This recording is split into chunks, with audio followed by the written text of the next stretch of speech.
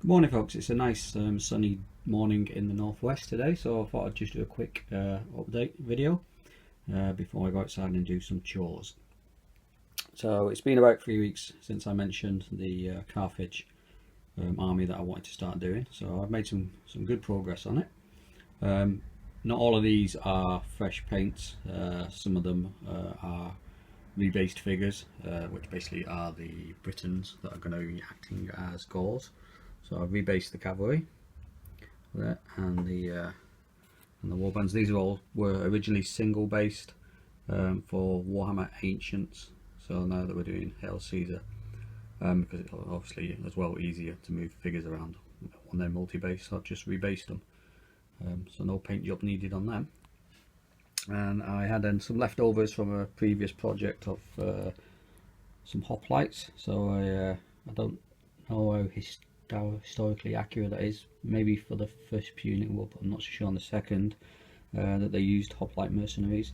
Like I say, they were leftovers, so just made a quick unit of them with the old LBM transfers. They turn out alright. Victrix figures, obviously, again, just a dip and a little bit of highlighting. So, as I had them extra, I thought I'd make a unit out of them. Base the elephants now, so see there, they look okay on their bases. Went for round bases, really, which I think you can get away with Hail Caesar rules. Yeah, they look okay, I think. I wasn't too sure on the basing scheme I picked at first.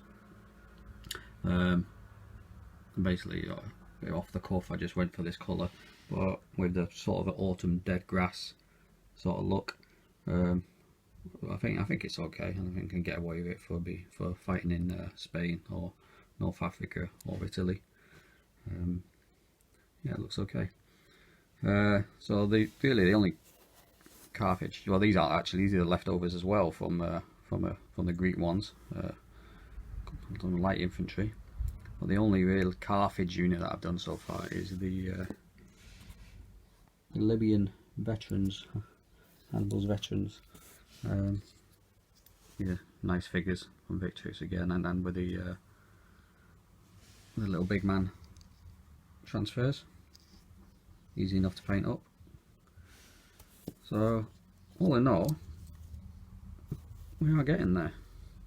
So quite chuffed with the progress so far. You can see there, I'll just zoom out a little bit.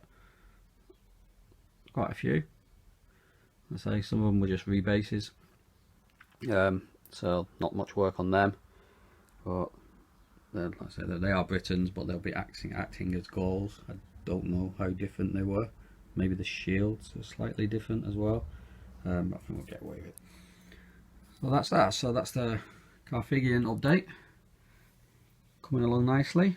So look for next one's up. I've got at least another 3 units of Libyans. And the thing with the Carthaginians is the choices of troops that you've got. There's actually too much choice. So I'm not sure. I'm definitely going to do some Numidians, but then I also like the look of the Numidian infantry as well as the cavalry. Then you've got the Iberian infantry, and there's another lot. I can't remember what they're called, but there are lots of choices because it's a very much like multinational sort of force. Not so much choices with the Republican Romans, although they did have allies, obviously. But yeah, with the Carthaginian army, it's you've got lots of choices. So a bit sport for choice, really, because I want all the units in, but you know, your army can be only so big and so many figures to paint. So I'll definitely get some Numidians next. I think that once I've done these Libyan heavy infantry and some more skirmishers, and then maybe some Iberian cavalry because they look very nice as well. And then I suppose at some point I should move on to the Republican Romans. But yeah, quite happy with the progress so far. Just on a slightly different topic, we had a game of Black Powder at the club a couple of weeks ago, and my units based for the war game by Charles Grant. So I split the units down so that we could have more battalions. So instead of having well, 6 or 7 battalions a side. We ended up having obviously 13 battalions per side, which made for a bigger game. So I just use these movement trays that I got, but I think they look okay, and they seem to work well enough. That's the option, because they're single based, of being able to break it down into two battalions from one battalion for different rule sets. Definitely worked.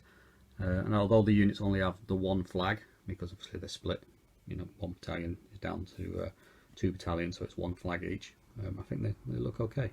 And the movement trays are obviously very handy for the larger games where you're moving around so many battalions, obviously, and if it's a multiplayer game as well. Although I don't mind moving the single based figures around.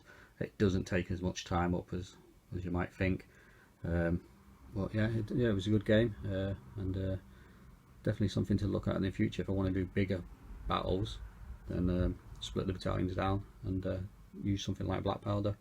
If I want to do medium-sized battles, I can just carry on using the war game. I like both rules, so there's no reason why you can't use both rules. So that's it really, just a quick update of where we are. Hopefully a battle report will be on the cards shortly. Like I said, I've not been doing too much gaming lately, just been painting, and with the weather being nice, getting a bit of DIY done as well. So hopefully I'll crack on with the Carthaginians, and then Republic and Rome next. Bye.